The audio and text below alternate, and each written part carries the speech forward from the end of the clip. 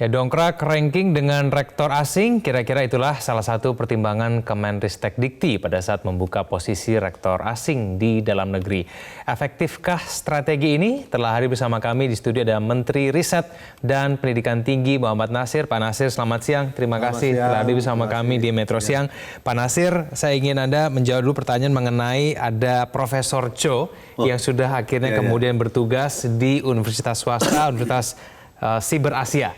Nah, ini mungkin bisa dijelaskan dulu Pak Nasir. Ini prosesnya kemudian Profesor Cho ini dipilih, ditempatkan di Siber Asia itu awalnya bagaimana Pak? Jadi begini, awalnya saya saat berkunjung ke Korea, itu bertemu dengan Menteri Pendidikan yang ada di Korea. Setelah itu saya berkunjung ke universitas-universitas. Gimana progresnya di sana kok angka partisipasi kasatnya bisa meningkat begitu drastis menjadi 92%. Artinya apa? Rakyat Korea itu usia 18 sampai usia 23 itu sudah mengenyam pendidikan tinggi 92%. Artinya hampir seluruh rakyat Korea adalah kuliah. Nah, sekarang di Indonesia baru 34,58. Ini yang saya pada saat itu ketemu.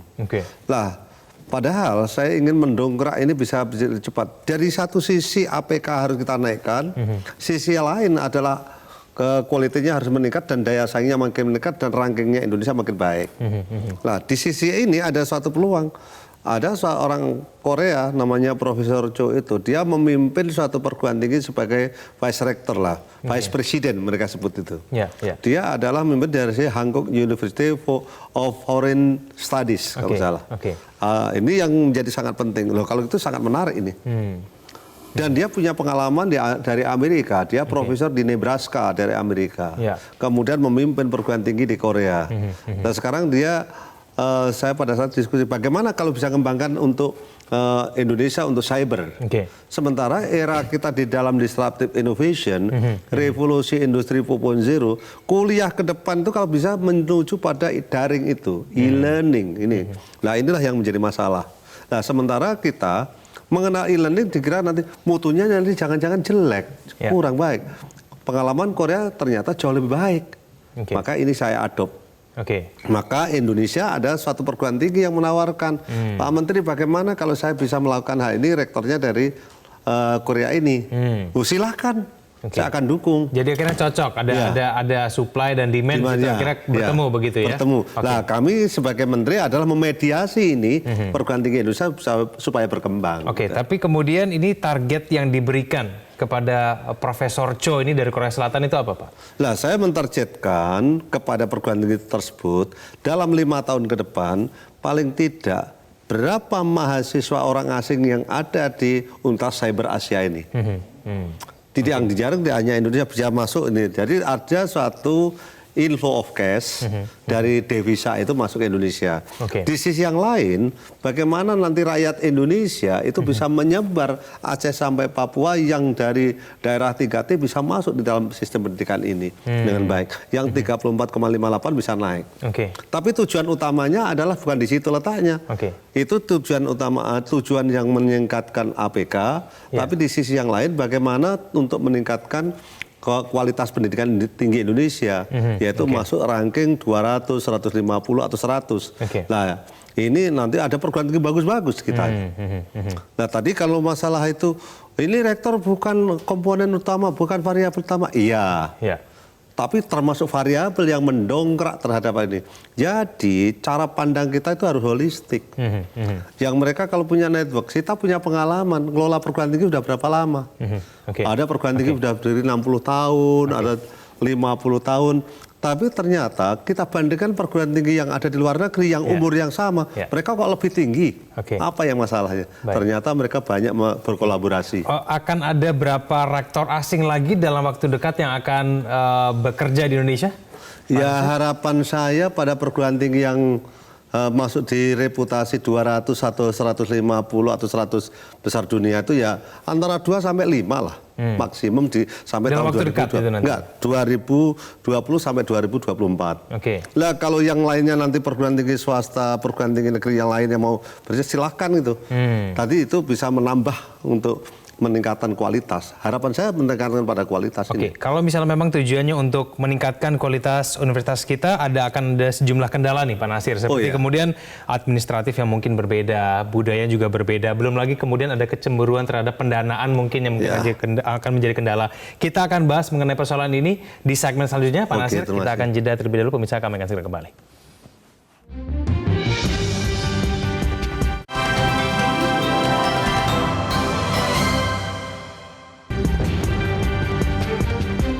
Kembali bersama kami di Metro Siang. Pak Nasir, sistem administratif perkuliahan di Indonesia kan berbeda dibandingkan dengan luar negeri. Bagaimana mungkin kita bisa berharap bahwa adanya rektor asing bisa kemudian menciptakan, paling tidak dia bisa mengubah administrasi tersebut sehingga kemudian bisa memajukan kualitas pendidikan yang lebih baik. Bagaimana Pak? Ya, terima kasih. Jadi cara pandang kita selalu begitu kan. Oh, kita berbeda dengan asing dalam administrasi. Itulah karena kita tertutup selama ini, nggak pernah terbuka. Coba kita nggak pernah belajar pengalaman negara asing kok bisa, kita kok nggak bisa. Dengan model terbuka mereka bisa, kita kok nggak bisa. Ya, inilah yang harus kita lakukan. Sehingga nanti yang kelemahan-kelemahan yang ada di dalam negeri atau di Indonesia, perguruan tinggi Indonesia bisa memperbaiki diri. Karena dengan pengalaman mereka memimpin perguruan tinggi di kelas dunia, dia punya network, punya pengalaman, dan bagaimana meningkatkan jejaring mereka untuk meningkatkan revenue generatingnya, bagaimana risetnya makin baik. Ini karena mereka biasa dibuka. Selama ini riset yang ada di Indonesia yang terjadi, bagaimana hanya untuk memenuhi credit point aja, untuk menjadi guru besar, tapi tidak cukup itu, mesti harus diperluas. Tapi bisa dia paling tidak membenarkan, memperbaiki begitu, simpul-simpul pendidikan yang mungkin dianggap selama ini membelenggu Universitas Indonesia untuk maju. Ya, saya rasanya contoh yang terjadi yang membelenggu itu adalah adanya peraturan pemerintah yang ada. Masa peraturan pemerintah kalau ini syaratnya harus WNI, orang asing pasti nggak bisa masuk dong. Satu. Ada syaratnya, kedua adalah PNS. Nah kalau PNS, kalau bukan PNS nggak bisa juga. Dan harus punya jabatan dosen. Kalau bukan dosen yang punya pengalaman di industri dan dia pernah bekerja sama dengan pendidikan tinggi, bagaimana mereka? Ini harus kita perbaiki juga semua. Belum nanti masalah urusan anggaran. Anggaran kita kalau kita bandingkan perguruan tinggi luar negeri dengan kita jauh. Tapi yang di sisi yang lain, dengan mereka punya kerjasama ini, bagaimana meningkatkan RGE-nya?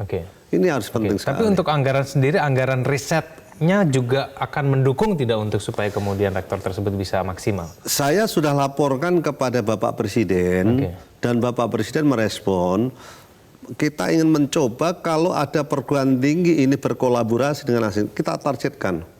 Anggaran berapa yang dia butuhkan untuk bisa meningkatkan dalam sekian tahun masuk dalam 200 besar atau 150 atau 100 besar. Ini yang penting. Nah, anggaran sudah kami ajukan. Dan ada satu respon yang cukup bagus. Menurut saya Bapak Presiden merespon sangat positif dalam hal ini. Nanti kalau memang itu perguruan tinggi ke depan akan kita alokasikan, kita coba aja 2 atau 5 maksimum, 2 lah. Tapi kalau untuk mengawasi rektor asing ini supaya kemudian maksimal, kalau nanti suatu saat ternyata dinyatakan tidak perform, padahal sudah didukung oleh dana yang juga baik, nah itu bagaimana nanti? Kan ada KPI. KPI, kalau KPI-nya kita tentukan seberapa tahun, 3 tahun. Kalau nggak perform ya udah langsung kita close, kan gitu. Dan ini proses tidak bisa, 3 tahun langsung jadi, nggak bisa. Ini proses panjang. Ini cerita saya lihat di negara lain ya. Contoh kalau itu di Singapura, kita negara kecil bilangnya, ada namanya NTU, berdiri tahun 1981. Sekarang bergerak udah masuk 12 besar dunia. Rektornya dari Amerika.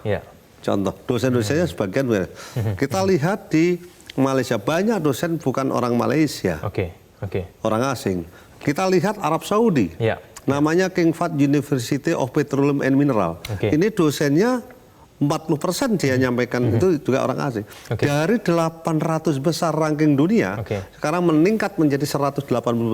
Baik, terakhir Pak Nasir, ini kan sementara masih swasta yang kemudian bisa mengakomodir mengenai ini. kapan kemudian perguruan tinggi negeri yang kemudian nanti akan segera bisa mengadopsi mengenai aturan ini? Nah, rektor asing bisa masuk. Inilah yang harus kita perbaiki, peraturan-peraturan pemerintahnya. Saya udah kompilasi, saya udah minta kepala biro hukum saya, nanti kita kaji semua bagaimana kita sederhanakan supaya nanti ini rektor ini tidak hanya dari perguruan tinggi itu sendiri, bisa dalam negeri yang lain tempat atau dari orang asing bisa masuk di dalamnya, bisa dari negeri, bisa dari swasta. Ini harus kita kembangkan semuanya. Dan ini kita sederhanakan semuanya. Baik, Pak Nasir, terima kasih telah bergabung sama kami di Metro.